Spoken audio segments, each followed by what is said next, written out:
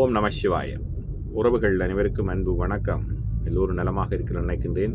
எல்லோரும் நலமாக இருக்க வேண்டும் என்று இல்லாமல் இறைவனை பிரார்த்தித்தவனாக வளமை போன்று எமது குரல் பதிவிலே இன்றைய தினம் நாங்கள் காண்க இருக்கின்ற குரல் 1330 குரலிலே 478வது குரலாக இருக்கின்றது.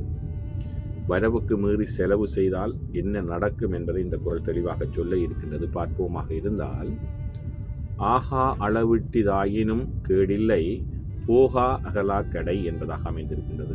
ஆகா அளவிட்டு ஆயினும் கேடில்லை போகா அகலா கடை என்பதாக அமைந்திருக்கின்றது.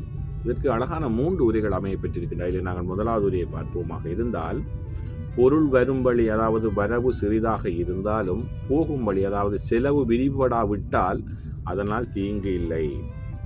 எங்களுக்கு வருமானம் கொஞ்சமாக இருந்தாலும் கூட அதை நாங்கள் சரியான வழியிலே விரிவுபடால், பெரிய செலவுகள் இல்லாமல் நாங்கள் அதை செலவு செய்வோமாக இருந்தால் அதனால் எங்களுக்கு எந்தவித தீங்கும் இல்லை என்பதாகத்தான் முதலாவது உரை அமைந்திருக்கின்றது. அதே போன்றுதான் கலைஞர் அவர்களும் ஆகார் அளவிட்டு ஆயினும் கேடில்லை போகா அகலா கடை என்ற பொருளுக்காக அழகான ஒரு உரையை தந்திருக்கின்றார்கள். அதை பார்ப்போமாக இருந்தால், எல்லை கடந்த செலவு இல்லாமல் இருக்குமே ஆனால் வரவு குறைவாக இருப்பதனால் கேடு எதுவும் விளைவதில்லை. நாங்கள் மேலதிகமான ஆகக்கூடியதன் ஆடம்பரமான செலவுகளை செய்யாமல் எங்கள் வரவுக்குள்ளே நாங்கள் செலவுகளை மட்டுப்படுத்தி கொண்டு வாழ்வோமாக இருந்தால் எங்களுடைய வாழ்க்கைக்கு எந்த தீங்கும் விளைவதில்லை என்பதாகத்தான் அவருடைய உரையும் அமைந்திருக்கின்ற. எல்லை கடந்த செலவு இல்லாமல் இருக்குமே ஆனால் வரவு குறைவாக இருப்பதனால் கேடு எதுவும் விளைவதில்லை என்பதாக அவருடைய உரை அமைந்திருக்கின்றது.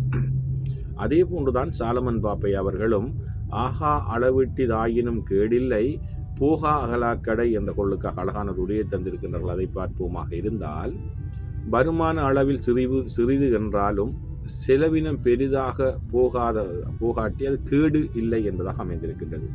வருமானம் அளவில் சிறிது என்றாலும் செலவினம் பெரிதாகாத போது கேடு இல்லை என்பதாக அமைந்திருக்கின்றது. 3 உரைகளும் ஒன்றைத்தான் சொல்லியிருக்கின்றது. வரவுக்கு மீறி நாங்கள் செலவு செய்வோமாக இருந்தால் நாங்கள் நிம்மதி இல்லாத வாழ்க்கையைத்தான் வாழ வேண்டும். அதைத்தான் அழகாக சொல்லியிருக்கின்றது. ஆகா அளவிட்டில் ஆயினும் கேடில்லை போகா அகலா கடை. எங்களுடைய வருமானம் அறிந்து நாங்கள் செலவு செய்ய வேண்டும். எங்களுக்கு சிறிய வருமானமாக இருந்தாலும் அதற்குள்ளே வாழ பழகி கொண்டோமாக இருந்தால் எங்களுடைய வாழ்க்கை இனிமையானதாக அமையும். நாங்கள் சிறிய வருமானம் வருகின்றது என்பதற்காக நாங்கள் பெரிய பேராசைப்பட்டு செலவுகளை மேற்கொள்வோமாக இருந்தால் உண்மையிலே நாங்கள் ஒரு நிம்மதி இல்லாத வாழ்க்கையை தான் வாழ வேண்டும். அதைத்தான் இந்த குரல் மறைமுகமாக சொல்லியிருக்கின்றது.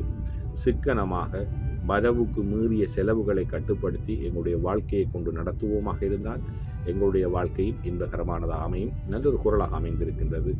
ஆகா அளவிட்டு ஆயினும் கேடில்லை போகா அகலா கடை. ஓம் நம சிவாய. நன்றி, வணக்கம். அடுத்த குரலில் சந்திக்கலாம்.